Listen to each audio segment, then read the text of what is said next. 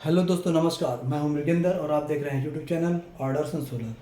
आज के इस वीडियो में हम डिस्कस करेंगे इलेक्ट्रिकल का एक टॉपिक है हमारा, डीसी एंड एसी से रिलेटेड है। ठीक है, तो इसमें हम डिस्कस ये करेंगे जो हमारे नंबर ऑफ फेजेस होते हैं। बोलते हैं ना कि डीसी में मेरा ये प्लस है, ये माइनस है, और एसी में बोलते हैं ये मेरा फेज है और ये मेरा न्यूट्रल है। तो बेसिकली ये होते क्या हैं, मैं आपको इसके बारे में बताऊंगा और आपके डाउट को क्लियर करूँगा कि ये होते क्या हैं बेसिकली।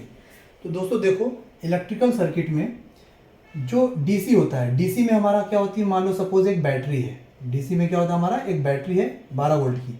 तो इसमें क्या होता है, एक पॉजिटिव टर्मिनल होता है, एक निगेटिव टर्मिनल होता है।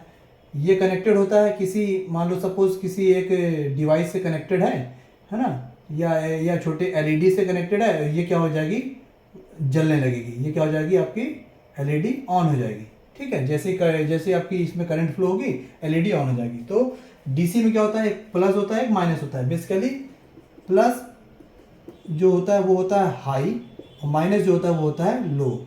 मतलब करंट जो फ्लो होती है वो हमेशा क्या होती है, हाई टू लो। मतलब जो करंट होती है दोस्तों, वो हाई टू लो फ्लो होती है। इसीलिए करंट जो हमेशा वो पॉजिटिव से निगेटिव की ओर जाती है। देखो, ठीक है। तो डीसी सर्किट में प्लस और माइनस का मतलब होता है हाई और लो। मतलब करंट हमेशा पॉजिटिव टू निगेटिव फ्लो होती है, means high to low flow होती है करंट। ठीक है, हाई से लो में करंट फ्लो होती है। ठीक है जी, ये होता है हमारा current flow in DC circuit, और प्लस और माइनस का मतलब क्या होता है। ठीक है, तो इस तरीके से ये टर्मिनोलॉजी आप समझ चुके होंगे, आपको समझ में आ गया होगा। ठीक है, अब बात करते हैं एसी में। तो एसी में क्या होता है दोस्तों, एसी में एक सिंगल फेज होता है और एक थ्री फेज होता है।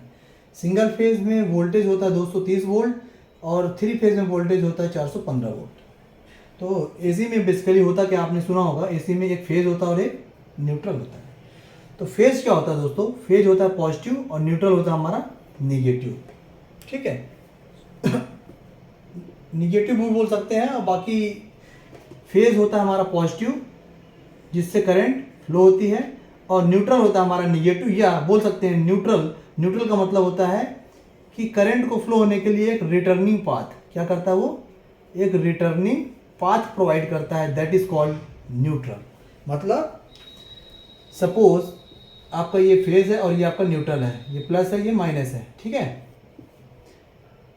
ये आपका यहाँ से निकला, यहाँ पे आपका एक बल्ब कनेक्टेड था, ये फिलामेंट है बल्ब का, और ये आपका बल्ब जो है, बल्ब में पावर गई, यहाँ से फिलामेंट में ये फिलामेंट जलने लगा, लाइट यहाँ से ऑन हो गई, और ये रिटर्न होकर के कहाँ गया, यहाँ आ गया। मतलब करंट आपका क्या हुआ इसी सर्किट में, सिंगल फेज में देखो कि जो फेज और न्यूट्रल है, तो इसमें से करंट फ्लो हुई, फेज से करंट फ्लो होना चालू हुई, और बल्ब के फिलामेंट में गई, वहाँ से जा करके पावर रिटर्न कहाँ हो रही है, न्यूट्रल में। मतलब यहाँ प्लस और माइनस का मतलब क्या था, हाई टू लो। और यहाँ पे एसी सर्किट में क्या है, सेम वही चीज़ है डीसी और एसी में, बस टर्मिनोलॉजी सेम है। मतलब कॉन्सेप्ट थोड़ा जो आपको बताने का है वो थोड़ा सा अलग अलग है, बाकी है वो सेम चीज़। सब में करंट हाई टू लो ही फ्लो होती है। तो P is the phase, phase से करंट फ्लो होगी, और न्यूट्रल क्या होता है, न्यूट्रल उसको रिटर्निंग पाथ देता है करंट को वापस आने के लिए, मतलब सर्किट को पूरा करने के लिए। तो इस तरीके से हम बोलते हैं कि ये हमारा सर्किट जो है वो पूरा हो गया। ठीक है, तो ये हो गया हमारा current in DC circuit and current in AC circuit single phase. अब आता है बात थ्री फेज का। तो थ्री फेज दोस्तों क्या होता है, ये होता है हमारा 360 डिग्री। जब इसको हम 360 को 3 से डिवाइड करेंगे तो 120 डिग्री आता है। मतलब जो हमारा फेज है, सिंगल फेज में तो एक ही फेज होता है, फेज और न्यूट्रल। सिंगल फेज में 3 फेजेज हो जाते हैं, यानी आर, वाई और बी। और इन तीनों के बीच में जो एंगल होगा वो कितने होगा 120 डिग्री का। इन तीनों के बीच में जो एंगल होगा कितना होगा दोस्तों, 120, 120, 120। तो इसको आर बोलते हैं, इसको वाई बोलते हैं, और इसको बी बोलते हैं। ये हमारे 3 फेज हो गए थ्री फेज में। ठीक है, तो इसमें जो वोल्टेज होता है दोस्तों, ये हमारा होता है न्यूट्रल बीच में। तीनों का जो कॉमन पॉइंट होता है, आर का, वाई का और बी का, जहाँ ये मिलते हैं वो कॉमन पॉइंट कहलाता है न्यूट्रल, है ना। न्यूट्रल आपको मैंने बताया कि न्यूट्रल क्या होता है, करंट को रिटर्निंग पाथ प्रोवाइड करता है। तो दोस्तों ये जो आर फेज होता है, आर फेज और वाई फेज जब आपस में मिलते हैं, मतलब जब आर फेज और वाई फेज को मिलाते हैं तो दोनों का जो वोल्टेज आता है फेस टू फेस वो होता है 415 वोल्ट। फेस टू फेस कितना होता है? 415 वोल्ट। जब वाई को और बी को, जब हमारा वाई और बी को मिलाते हैं, वाई और बी को, तो यहाँ पे जो वोल्टेज होता है वो होता है 415 वोल्ट फेस टू फेस।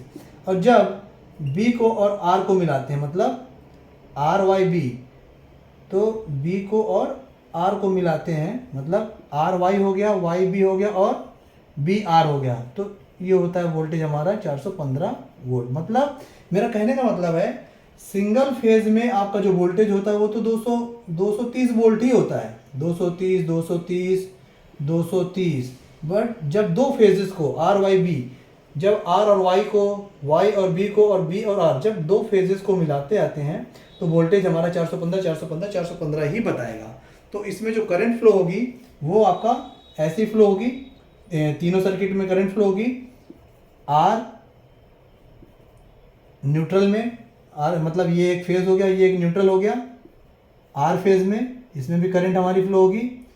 ऐसे ही वाई और न्यूट्रल के साथ हमारी करंट फ्लो होगी। ऐसे ही बी और न्यूट्रल के साथ हमारी करंट फ्लो होगी। तो इस तरीके से दोस्तों इस इलेक्ट्रिकल में, इलेक्ट्रिकल टर्मिनोलॉजी में डीसी और एसी में करंट कैसे फ्लो होती है, प्लस और माइनस होता क्या है, फेज और न्यूट्रल होता क्या है, ये टर्मिनोलॉजी आप बेसिक तरीके से समझ लीजिए, जो कि आपको आगे बहुत काम आएगी। और छोटा सा मैं एक चीज़ बताना चाहूँगा कि जैसे सपोज आपकी ये बैटरी है, ठीक है, ये आपकी बैटरी है। बैटरी में ये इलेक्ट्रॉन का फ्लो होना, जब इलेक्ट्रॉन का मूवमेंट चालू हो जाता है, मतलब इलेक्ट्रॉन फ्लो होने लगते हैं, तो इलेक्ट्रॉन के जस्ट अपोजिट क्या होता है दोस्तों? करंट फ्लो होती है। मतलब अगर इलेक्ट्रॉन की डायरेक्शन लेफ्ट साइड है तो करंट की डायरेक्शन हमारी क्या होगी? ऑलवेज राइट साइड होगी। मतलब करंट हमेशा इलेक्ट्रॉन की डायरेक्शन के जस्ट अपोजिट होता है। हम ये कह सकते हैं कि current direction is always opposite to the electron direction. दूसरी चीज़ याद रखिएगा, हमेशा करंट जो है वो लो रेजिस्टेंस पाथ को फॉलो करता है। मतलब दो चीज़ें हो गई। पहली चीज़ कि करंट की जो डायरेक्शन होती है ऑलवेज इलेक्ट्रॉन के डायरेक्शन के अपोजिट होती है। और दूसरी चीज़, current always follow low resistance path, यानी करंट लो रेजिस्टेंस पाथ को फॉलो करता है। इसका मतलब ये हुआ दोस्तों कि अगर मेरा ये करंट है, सपोज इस सर्किट में करंट फ्लो हो रहा है और ये रेजिस्टेंस है, ये हमारा 5 ओम का है और ये मेरा 2 ओम का है, तो मेरा जो करंट फ्लो होगा वो यहाँ से नहीं जाएगा, ठीक है। मेरा करंट कहाँ से जाएगा दोस्तों? यहाँ से, 2 ओम वाले से। मेरा करंट 2 ओम वाले से, क्यों? क्योंकि current always follow the low resistance path. तो 5 ओम तो हाई हो गया, 2 ओम हो गया लो रेजिस्टेंस पाथ, तो करंट जो है वो 5 ओम की ओर ना जा करके करंट कहाँ जाएगा? हमारा 2 ओम से गुजर जाएगा, ठीक है। करंट है always follow the low resistance path. तो इस तरीके से दोस्तों ये टर्मिनोलॉजी जो मैंने आपको अभी बताई इस वीडियो में, आशा करता हूँ आपको ये क्लियर हुआ होगा, आपकी समझ में आया होगा। प्लस माइनस क्या है? हाई लो, जो इसको हम हाई और लो बोलते हैं, प्लस माइनस को, ठीक है। बैटरी डीसी में प्लस माइनस होता है साइन, और एसी में जो होता है हमारा वो फेज़ और न्यूट्रल होते हैं। मतलब फेज़ पॉजिटिव होता है, न्यूट्रल होता है, एक तरीके से निगेटिव बोल सकते हैं, या उसको बेसिकली हम बोलते हैं रिटर्निंग पाथ। यानी करंट जब फ्लो होता है तो करंट को रिटर्निंग पाथ प्रोवाइड करता है, दैट इज़ कॉल्ड फेज़ और न्यूट्रल, ठीक है। बेसिकली ये टर्म होते हैं, ऐसे ये सिंगल फेज और 3 फेज दोनों में फॉलो होते हैं। आशा करता हूँ दोस्तों आपको ये वीडियो में समझ में आया होगा। अब मिलते हैं नेक्स्ट वीडियो में। नमस्कार।